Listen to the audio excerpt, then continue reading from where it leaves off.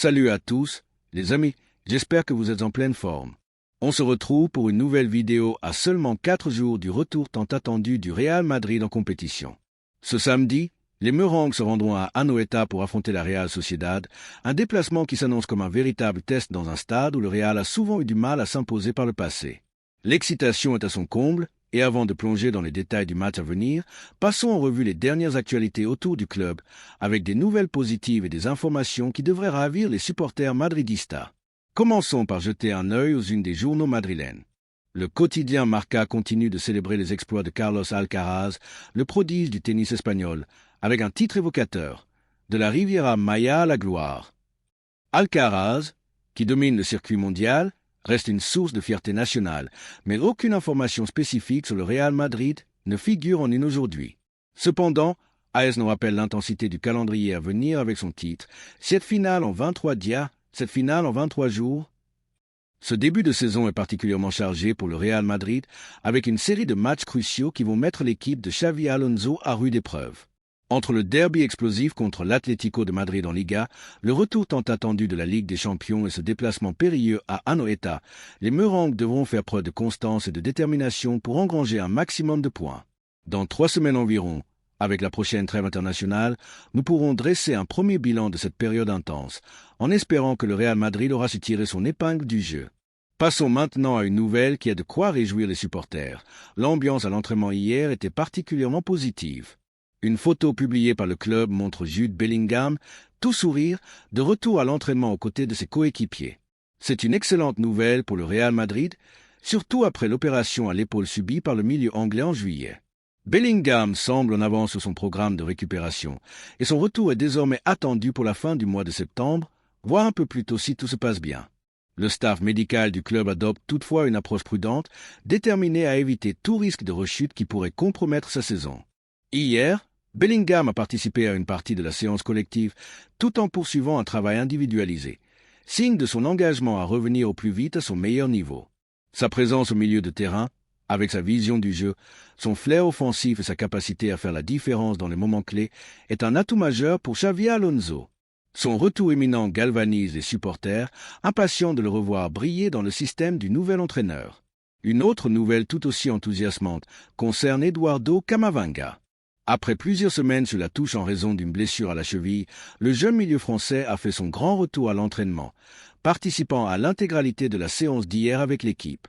Cette progression rapide laisse présager qu'il sera très probablement convoqué pour le match face à la Real Sociedad ce week-end.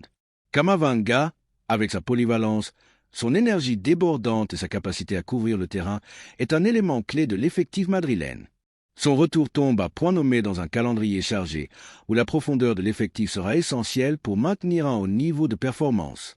Que ce soit en tant que milieu défensif, relayeur ou même arrière-gauche, Camavinga apporte une dynamique unique qui pourrait faire la différence face à une Real Sociedad connue pour son intensité. Les images de l'entraînement d'hier ont également mis en lumière d'autres joueurs majeurs, comme Eder Militao et Vinicius Junior, visiblement en grande forme et affichant de larges sourires. Ces cadres, qui n'ont pas eu à effectuer de longs déplacements internationaux pendant cette trêve, ont profité de cette période pour peaufiner leurs conditions physiques et recharger leur batterie. Cette fraîcheur pourrait s'avérer déterminante, surtout dans un match aussi exigeant que celui d'Anoeta. Des joueurs comme Militao, Vinicius ou encore Trent Alexander-Arnold, qui sont restés à Madrid, ont pu travailler leur préparation avec soin, ce qui leur donne un avantage en termes de récupération par rapport à leurs coéquipiers internationaux.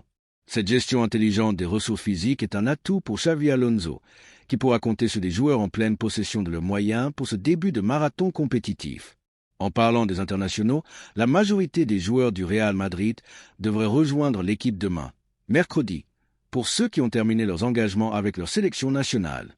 Par exemple, Antonio Rudiger devrait être de retour dès demain, tandis que d'autres, comme ceux qui jouent ce soir ou dans la nuit, pourraient ne rentrer que jeudi. Aurélien Tchouaméni, par exemple, est attendu avec l'équipe de France qui affronte l'Islande ce soir. Son temps de jeu et son état de fatigue seront scrutés de près car ils pourraient influencer sa disponibilité pour le match de samedi. Cette vague de retours internationaux pourrait pousser Xavi Alonso à ajuster son 11 de départ contre la Real Sociedad, en tenant compte de la fatigue accumulée par certains joueurs lors de cette trêve.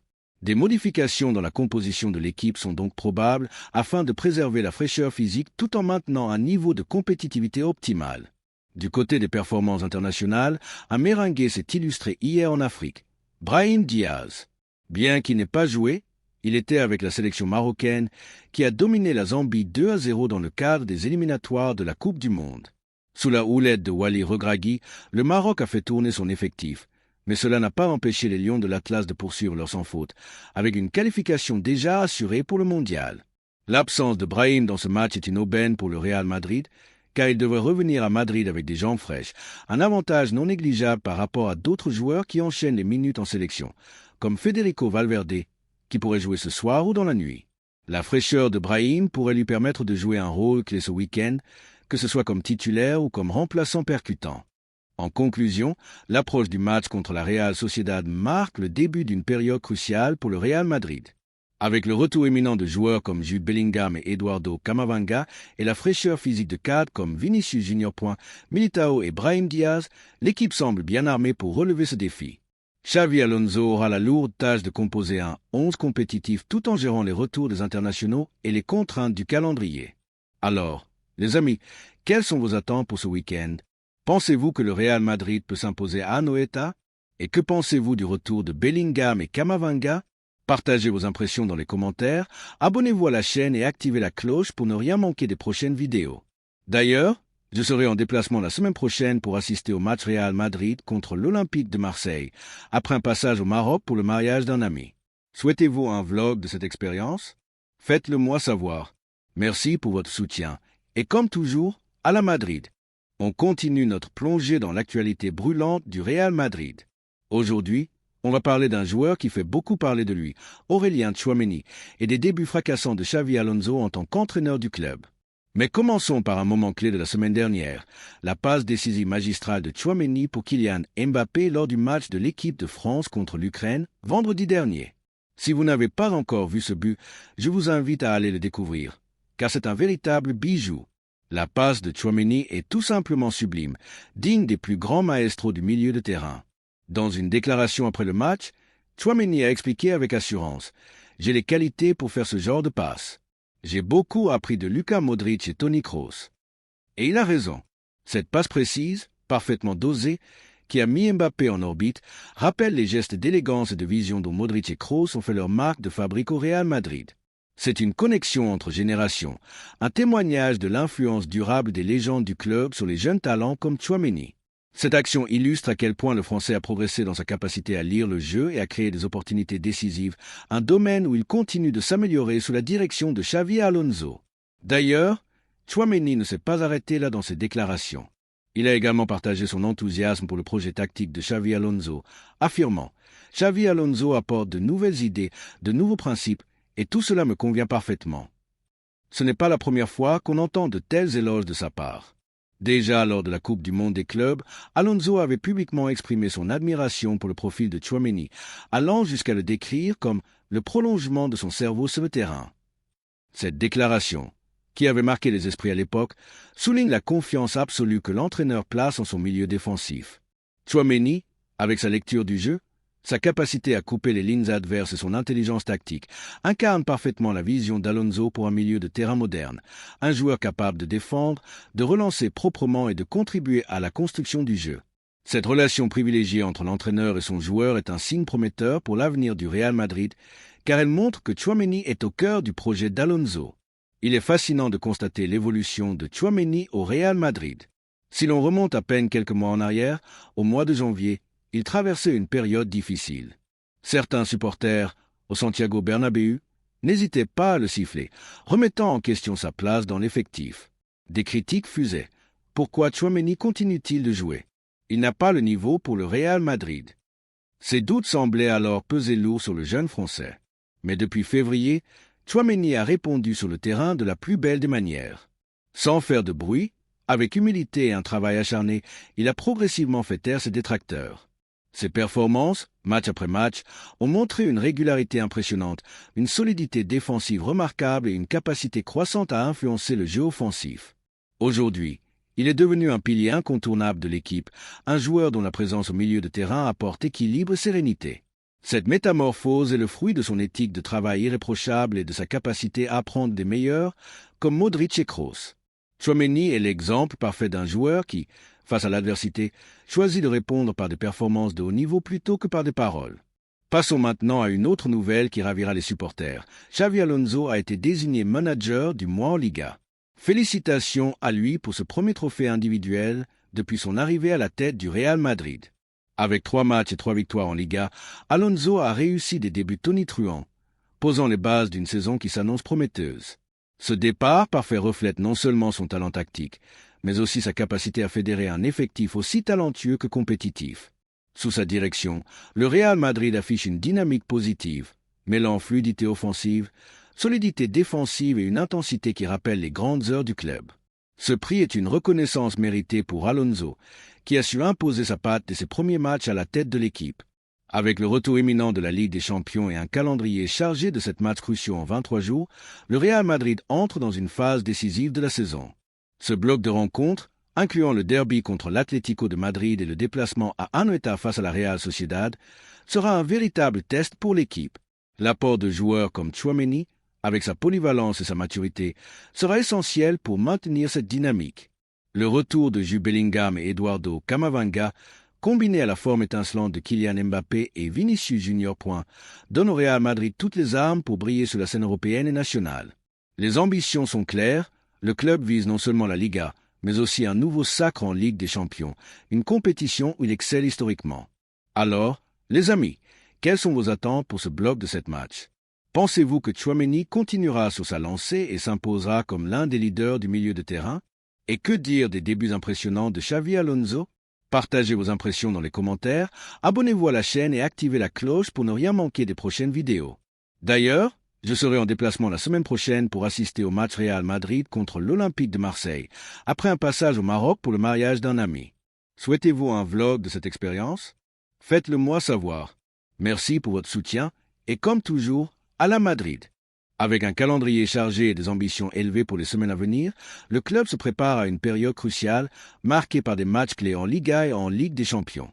Mais aujourd'hui, c'est surtout le mercato et les perspectives d'avenir du Real Madrid qui font parler, avec des informations croustillantes sur plusieurs joueurs et des rumeurs excitantes pour 2026.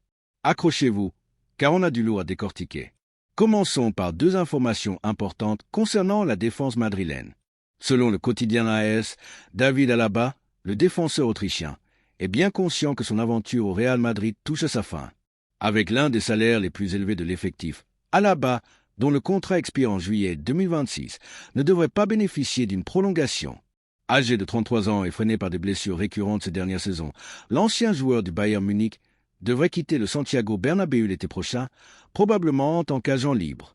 Cette décision s'inscrit dans la stratégie de rajeunissement de l'effectif voulue par Xavi Alonso, qui mise sur des défenseurs comme Eder Militao, Dean Huijsen ou encore des jeunes talents issus de la Contra, tels que Raúl Asensio. Alaba, qui a apporté une contribution précieuse au club avec sa polyvalence et son expérience, notamment lors de la conquête de la Ligue des Champions 2022, laissera un vide, mais son départ marque une transition vers une nouvelle génération de défenseurs. En revanche, l'avenir d'Antonio Rudiger reste plus flou. Contrairement à certaines rumeurs qui laissaient entendre une décision imminente, le journaliste Fabrizio Romano précise qu'aucune conclusion n'a encore été prise concernant le défenseur allemand, lui aussi en fin de contrat en 2026. Selon Romano, le Real Madrid prévoit d'évaluer la situation de Rudiger au début de l'année 2026, en fonction de ses performances sur le terrain et de son rôle dans le système d'Alonso. À 32 ans, Rudiger s'est imposé comme un pilier de la défense madrilène grâce à sa combativité, son leadership et sa capacité à gérer les duels physiques.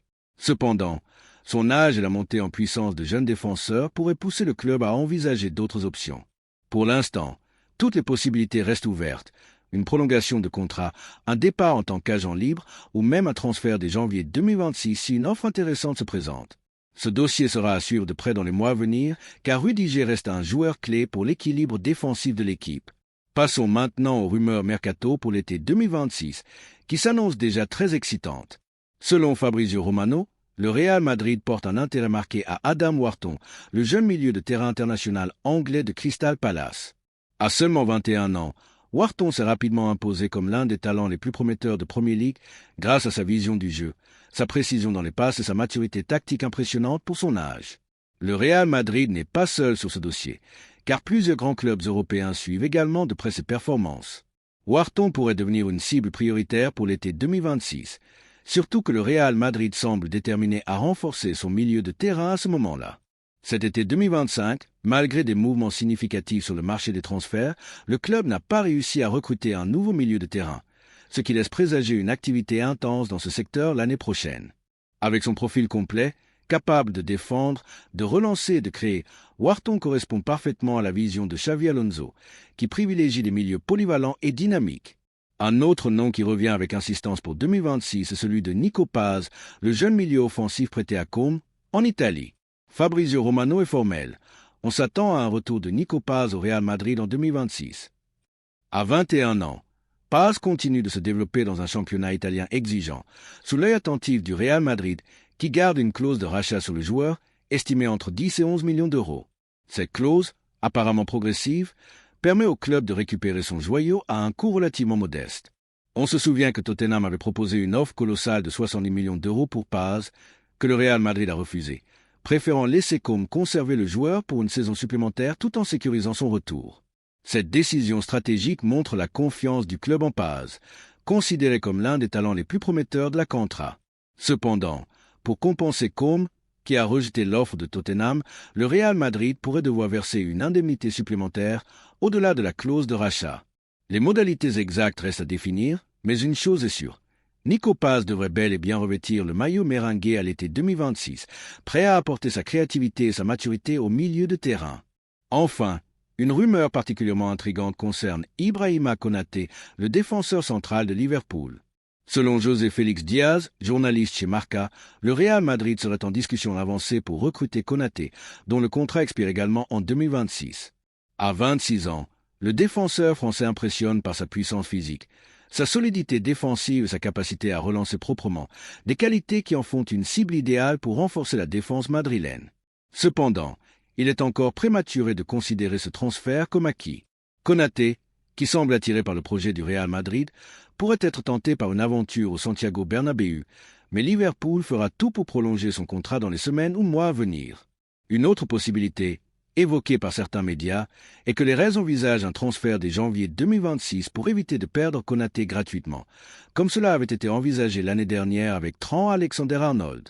Ce scénario rappellerait la stratégie du Real Madrid, qui excelle dans le recrutement d'agents libres de haut niveau. Pour l'instant, le dossier Konaté reste ouvert et beaucoup de choses peuvent encore évoluer d'ici l'été prochain.